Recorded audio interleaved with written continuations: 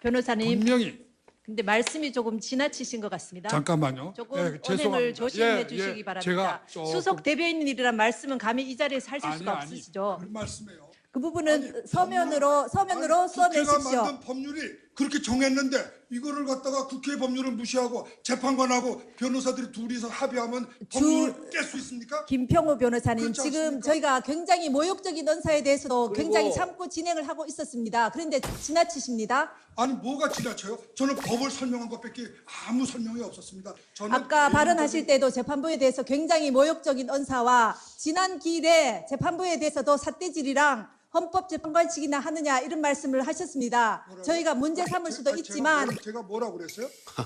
녹음이 다 되어 있습니다. 그 그래요. 부분은. 법을 다 틀어보시죠. 그럼 제가 뭐라고 그랬습니까? 일단 품격 있게 재판이 진행되도록 협조해 주시기 바랍니다. 이 사건이 일반 사건이 아니지 않습니까? 대통령 탄핵 사건입니다. 말씀하신 이외에는 절차에 대해서 특별한 이의가 없으셨습니다. 그만큼 저희 재판이 공정하게 또 저희로서도 최선을 다해서 진행하기 위해서 노력해 왔다는 것은 이 법정에 계신 청구인 대리인이나 피청구인 대리인 그리고 방청객 여러분, 온 국민이 지금 동영상으로 다 보시고 계십니다. 아니 대리인단이 도대체 대통령을 탄핵시키겠다는 사명감을 안고 저기에 왔나? 그런 생각밖에 안 들더라고요. 저는. 나는 이번 헌재 전체 재판 과정을 쭉 지켜보면서 헌법재판소의 재판 진행 방법 그걸 어떻게 생각하세요? 소추는 명색이 국회의원이고 법사위원장이에요. 그런데 법대 아래 존재해야 된단 말이에요. 소추위원단으로 아니죠. 갔으니까 그런 거죠. 이건요, 그냥 제도 형식의 문제가 아닙니다. 입법, 행정, 사법에다 헌법재판소라는 제4부가 있는데 국회의원이 단순한 개인이 아니란 말이에요. 그런데 이 헌법재판소의 그 재판관들 아래 마치 우리가 일반 형사법정이나 일반 민사법정에서 법대 아래 재판을 받는 형식으로 재판을 받는다는 이 풍경을 우리가 어떻게 생각해야 되나? 이게 과연 견제와 균형의 원칙에 맞는 것인가? 아니 왜 그런가 하면요. 이 벌써 우리나라 두 번째란 말이에요. 헌법재판소가 최고 부서 어떤 입법, 행정, 사법보다도 최고의 권도로 자리 잡는 거 이게 바람직한 건 아니에요. 저는 뭐 이 헌법의 취지도 별 문제 맞지 없다고 않고. 봐요. 예. 그래서 내가 보기에 뭔가 이거 앞으로 대통령 탄핵 문제는 자리 배치부터 좀 바꿔야 되고. 아 그거는 일리가 있어요. 인테리어 새로 하면 돼요. 아니 그거는. 심리 방법 앞으로 이런 일이 더 있으면 안 되지 않을까 하는 그런 생각이 드는데요. 네 없어야죠. 아니 그러잖아 자연인 박근혜 뭐 수사는 어떻게 되는 건지 뭐 언론에서도 많이 다루고 있거든요. 어떻게 보세요? 근데 이게 뭐 몇 번 이렇게 거부하고 그러면 또 검찰에서는 또 가만히 있을 수가 없는 그런 상황이고. 그렇죠. 나죠. 예. 그분은 이제 거의 그분은 안 할 못한다고- 거라고 예, 봅니까? 그분은 거의 못한다고 그래도 한두 봐야 차례는 돼요. 할 거라는 그런 아니요, 예상도 있는데. 그분은 거의 못한다고 봐야 돼요. 최소한 전직 대통령이니까 과거 예로 그 비춰봐서 어느 정도 조율을 해요. 조율하겠죠. 예. 그러니까 또 아무리 파면이 됐지만 전직 대통령이니까 검찰에서 언제쯤이 좋겠냐. 우리는 이날 중에 좀 오셨으면 좋겠다. 그리고 뭐 한 번에 안 끝날 수도 있으니까 몇 번 좀 소환할 수도 있겠다. 이런 얘기하면 저기서 한 번으로 하자. 뭐 아침에 가서 저녁에 오는 걸로 하자. 이런 거 좀 하겠죠. 힘겨루기를. 그렇게 하고 포토라인 설치해서 기자들이 따라가면서 마이크 대고 이런 거는 못하게 해야죠. 포토라인 설정해놓고 뚝 떨어진 자리에서 이렇게 해서 옛날 노무현 대통령 전례가 있으니까 예, 일단 검찰의 소환을 끝까지 무조건적으로 거부를 해서 이 구속영장이 발부된다라든가 이런 일을 하면 없을 겁니다. 뭐 그렇게까지 하겠어요? 예.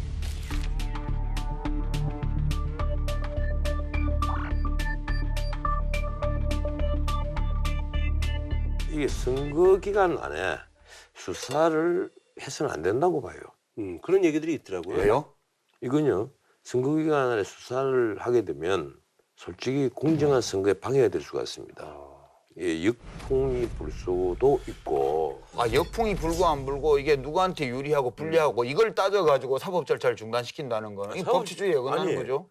근데 내 생각에는 이 수사를 빨리 신속히 해서 신속히 마칠 수만 있다면 나는 괜찮다고 보는데 이 수사가 신속히 당장 뭐 한 보름하고 한 달하고 해서 끝내는 사건이 아니 아니 근데 저는 그런 계산을 하고 이렇게 해서 언제 수사를 하고 이 따지는 자체가 이게 뭐 이런 게 있냐 싶어요. 아, 물론 그렇죠. 아니 공정한 선거에 왜 그래도- 저해가 돼요? 아, 어차피 사람은 또 감정적 동물이잖아요. 공정한 선거 그런 식으로 따지면 아무것도 안 해야 돼요. 그냥 전부 잠만 자다가 투표 날까지 가야 돼. 무슨 그런 야만적인 또 발언을 합니까? 유파스답지 않은. 뭐 이런 거는 그냥 검찰이 원칙 법과 원칙에 따라서 하시오. 법과 원칙대로 하자고. 그래 법대로 해야지. 예. 하자고. 자, 뭐 그런 마무리 짓고 예. 박근혜 대통령한테 이 어드바이스인데요. 이 방송 안 보시겠지만 아마 볼 또 거예요. 말해봤자 또 접수가 안 될 거라는 또 예측할 수 아니, 있지만 아마 보실 거라고. 그래도 유판스가 미국에서 볼 거예요. 시민의 도리로서 어떤 문제에 대해서 판단할 때 네. 가까운 사람의 말을 듣지 말고 아무 상관없는 사람들의 견해를 경청해 보십시오. 이 법은 그 물이 흘러간다는 고글자입니다. 한번 보세요. 삼수변에 갈것자. 예, 갈것자잖아요. 물이 흘러가는 거예요. 그런데 물은 참 재앙하지 않고 흘러갑니다. 우리 역사가 법자가 의미하는 것처럼 물이 흘러가듯이 흘러갔으면 합니다. 네, 알겠습니다. 아무래도 이제 그 탄핵이 이제 결정된 후에 조기 대선이 이제 뭐 정해졌잖아요. 저의 대선 참여를 바라는 국민들의 목소리가 있다는 것을 잘 알고 있습니다. 국정 안정과 공정한 대선 관리를 위해서 제가 대선에 출마하는 것은 적절하지 않다고 판단하였습니다.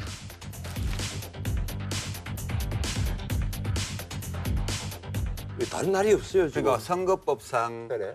공고를 50일 이상 해야 돼요. 네. 대선은. 예. 그다음에 60일 이내 헌법에 따라서 선거를 해야 되니까 탄핵일로부터 50일에서 60일 사이면 네네.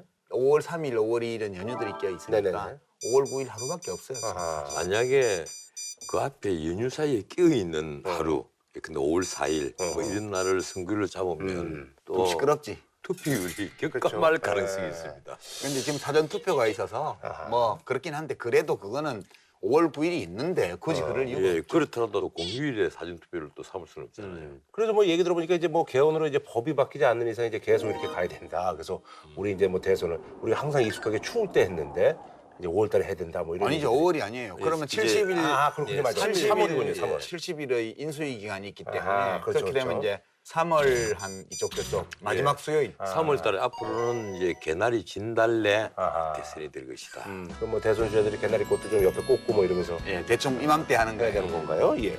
아니 그러잖아 이제 탄핵 후에 이제 정치권 이제부터 이제 뭐 시작이죠. 그래서 일단은 자유한국당 같은 경우는 이제 좀 위치에 좀 변화가 있습니다. 여당 지금 여당이 예, 없어요. 여당이 어떤 그 뭐 프리미엄이라고 하긴 좀 그런데 어쨌든 이제 완전히 이제 지금까지 없어졌죠. 여당 프리미엄도 없었고 예. 그냥 이제는 문자 그대로 제2당이 됐습니다. 근데 자유한국당 같은 경우는 이제 이게 이제 사실은 강성 친박하고 뭐 이제 뭐 분화되는 게 아니냐 그래서 다른 정당에서 좀 오라고 막 그러기도 하고 막 그러고 있는데 어떻게 보세요? 두 가지 측면이에요. 네. 하나는 그래도 자유한국당의 이 미래를 갖고 있었던 비박 세력들 예. 비박 세력들이 이 탄핵이 인용이 되고 나면 네.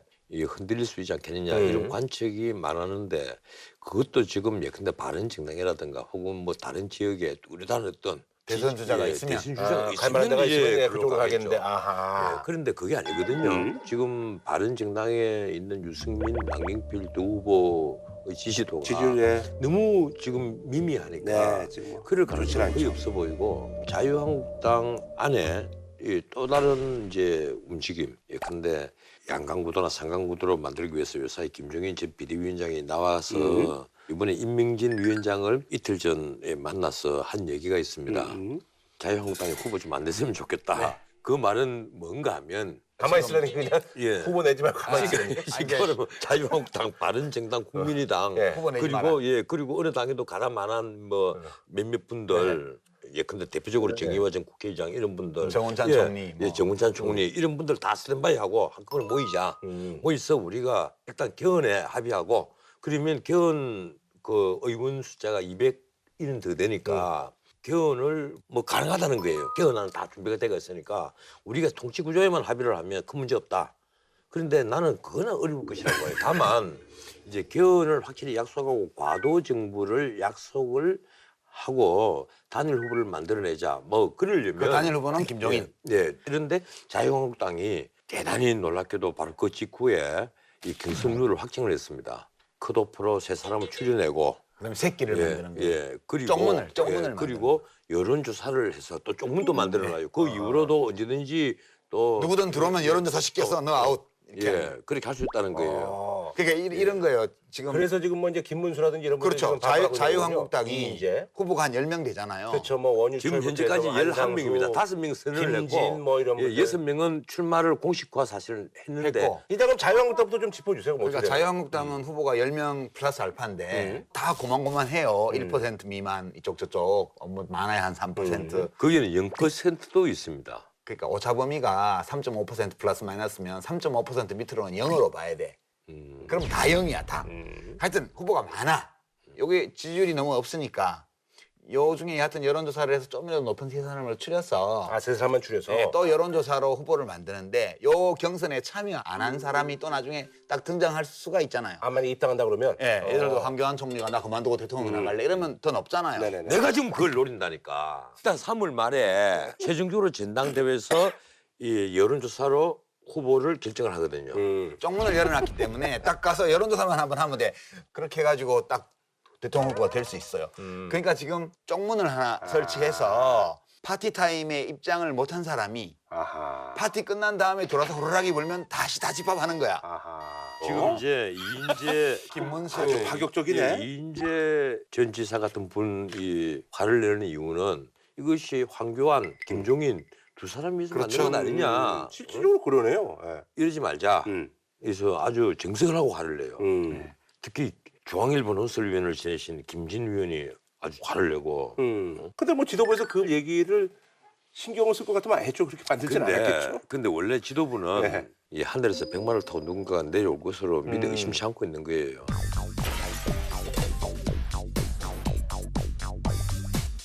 이제 자유한국당은 그렇게 돼 있고 바른정당은 이제 가출해가지고 별거에 들어갔잖아요. 네. 자유한국당하고 그동안에 독립적인 경제 활동을 별로 안 해봐가지고 세상에 나가서 지금 되게 힘든 거라. 그 힘든 이유가 이 뭔가 하면요. 역시 정체성의 문제입니다. 사실은 유승민 후보, 남경필 후보 이 두 사람을 비판하잖아요.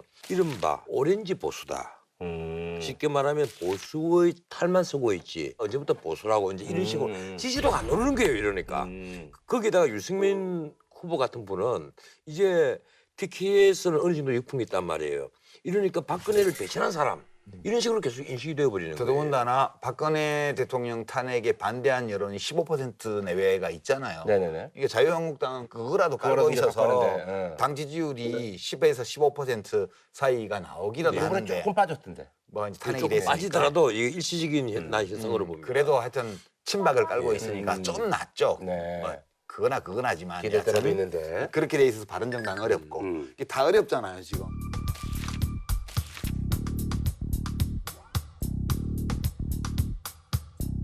그러니까 김정인 씨가 나와서 네. 두루두루 사람을 만났잖아요. 그러니까 이제 변호사님 말씀대로 우리 다 모여가지고 후보를 한 명으로 해서 친문 패권주의하고 한번 붙자.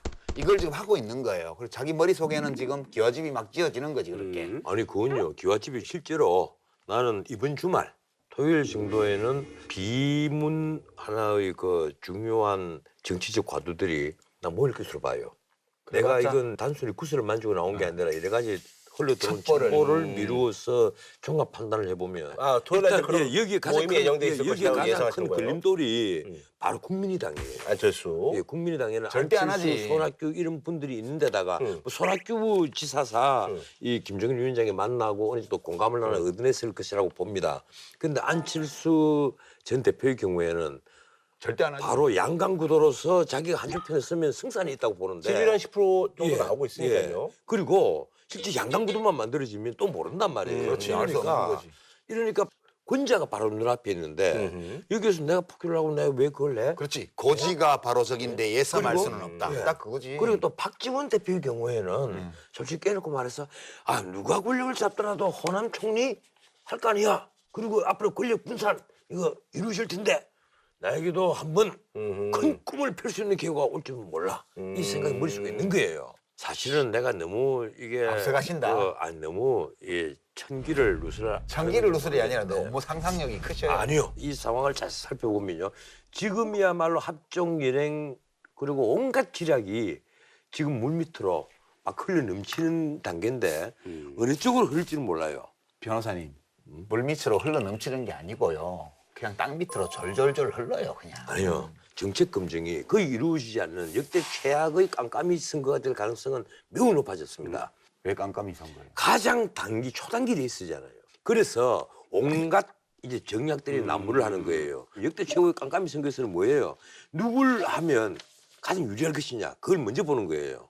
누가 세를 모으기에 가장 편한 사람이냐는 그걸 먼저 본단 말이에요. 국민들은 그렇게 복잡하지 않아요. 아니요, 그러니까 글쎄 지금 이건 정치판이 이렇게 복잡하단 말이에요. 그래도 그래서 내가 보기에는요. 국민들의 마음이 그렇게 막 복잡하게 엉겨 있으면 이제 정치 기획이 먹혀가지고 대중적인 흐름의 변화를 네네네. 만들어낼 수가 있는데 지금은 딱 정권 교체예요, 그냥. 아니 그냥 이제 홍준표 경남도지사 같은 경우 지금 뭐 당원권이 지금 복귀가 돼서 뭐 나올 거예요. 뭐 홍준표 지사는 보시진 않아요. 이미 그 얘기를 했습니다. 서문시장에서 출마 선언을 하겠다. 어디서 하든 뭐 아니 땡큐. 뭐 이렇게 고마운 게 많았어요. 제가 보기에는 아마 그런 건 있어요. 홍준표 지사가 그 출마하는 것은 본인은 이제 영남을 바탕으로 네. 일단 TK, PK에 홍준표 열풍을 불게 하고 그것을 상륙을 시키겠다. 최소한 양강 구도는 아니다. 3강 아니면 4강 구도다.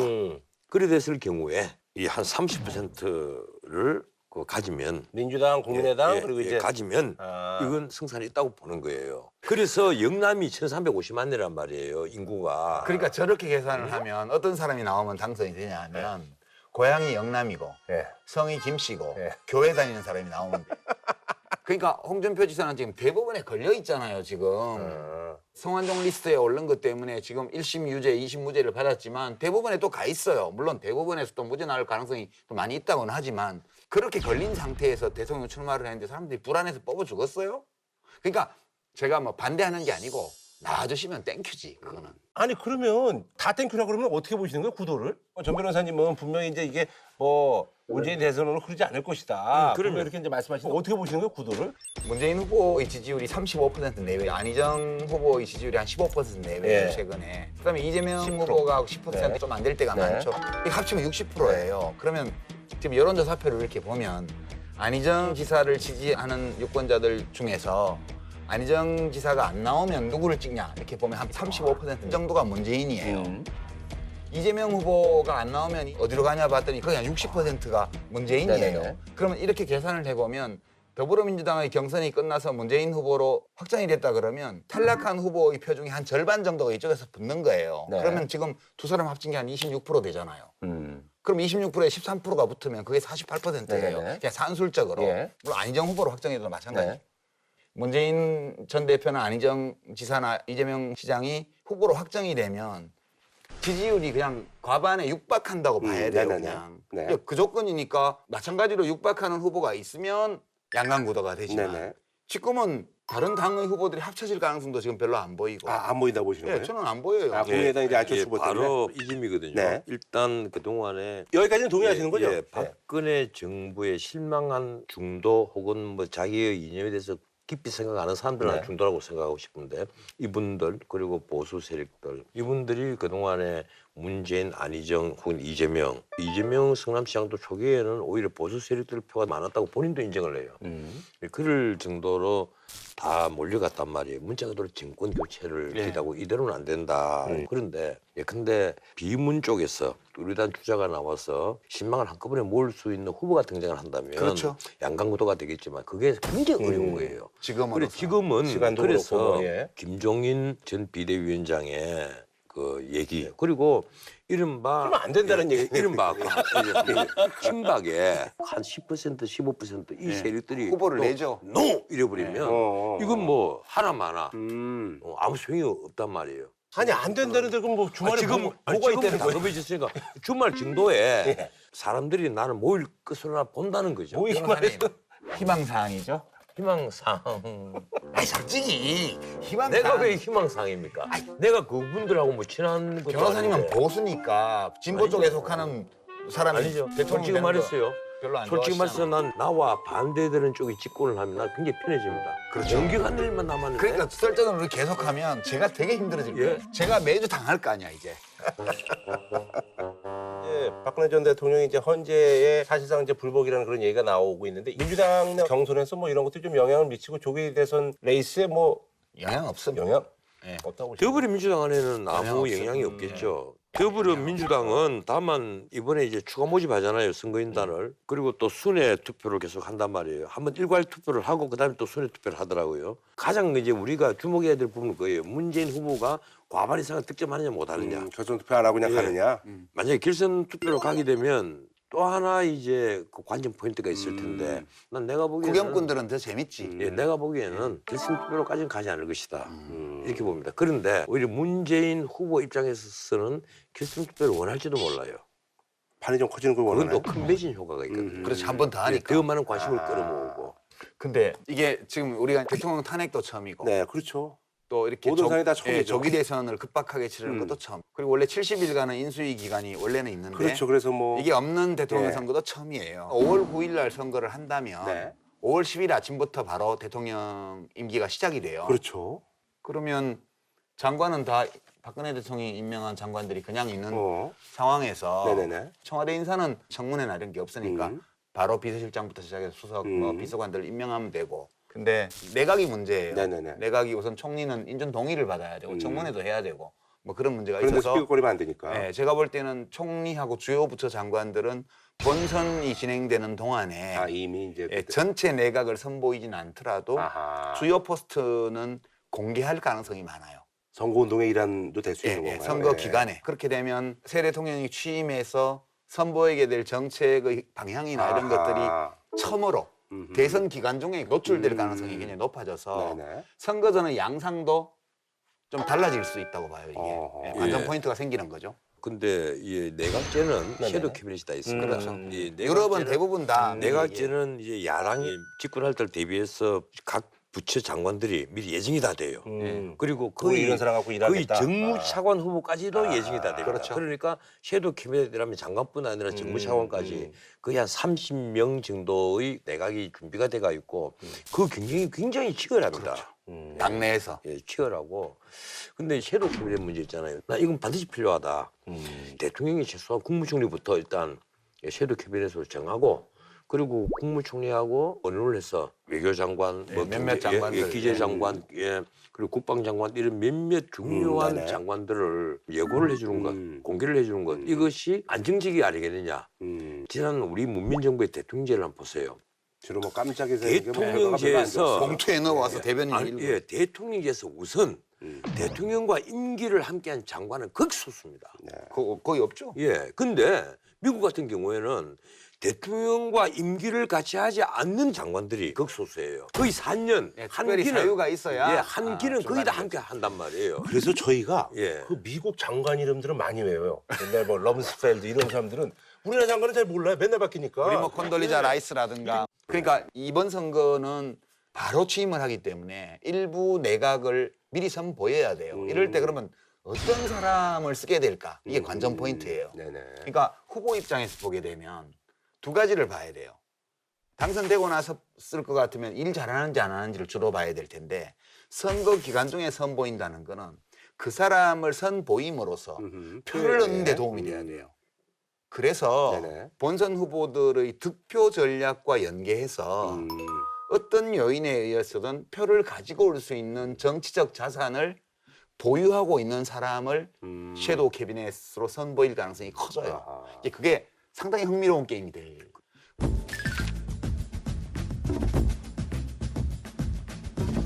근데 내가 한 말씀 드리자면요. 우리가 이번에 탄핵으로 대통령이 고리가 됐잖아요. 네. 예. 이 고리 선거는 사실 최초인데 난 이거는 좀 문제있다고 봐요. 최소한 대통령 후보들을 검증을 하고 부통령제가 있으면 그렇게 하면 되죠. 정책을 펴는 데 있어서 부통령제가 있으면 부통령이 승계를 하도록 그렇죠. 해야죠. 예. 그 남은 기간을 승계를 하도록 하면 됩니다. 미국처럼. 그렇죠. 그러면 근데 우리는 이제 부통령제가 없잖아요. 그렇죠. 예.